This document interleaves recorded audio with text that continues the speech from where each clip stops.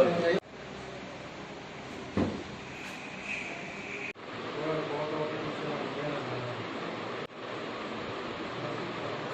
সকালে আমরা একটা কমপ্লেইন পাই তুলাসীখক আরডি ব্লকের অফিসিয়ালসদের কাছে, ইঞ্জিনিয়ার্স অ্যান্ড কন্ট্রাক্টার্স। ওরা একটা কালভার্ট বক্স আর রোড বানাচ্ছিল নিশান চৌধুরী পাড়া জবাগোবরা তুতুইবাগিয়া রোড। তো একটা কমপ্লেইন এসছে যে এনএলএফটির একজন মেম্বার ওনাকে এক্সটর্শন চাইছে 10 লাখ টাকার।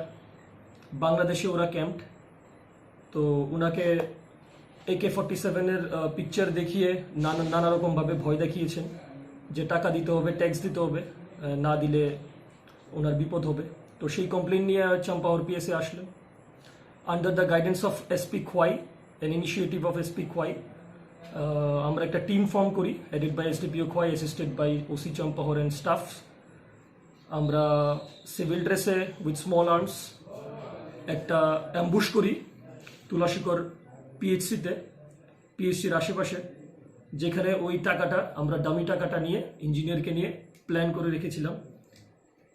তো বাই দ্যাট টাইম ওরা হয়তো কিছু খবর পেয়ে গেছে, তো ওরা এসেও আসেনি, কিন্তু আমরা সায়েন্টিফিক মেথডস ইউজ করে কোলাবোরেটরের লোকেশন বের করলাম।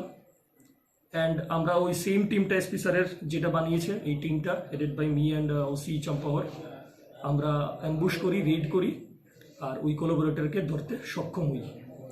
তো এখন ইনভেস্টিগেশন ইজ ইন প্রোগ্রেস। আমরা সব কোলাবোরেটরস যারা আছে সবাইকে ধরতে আমরা চেষ্টা করব। Investigation is in progress. আর যেই আসল এনএলএফটির মেম্বার, ওকেও আমরা ধরতে অনেক শীঘ্রই আমরা ধরতে পারব। ধন্যবাদ। যাকে ধরলাম ওনার নাম হলো রাজেশ দেববর্মা,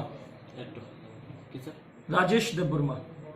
আর উনার ছেলে হলো এনএলএফটির মেম্বার ইমাং দেববর্মা, এনএলএফটি বিশ্বমোহন।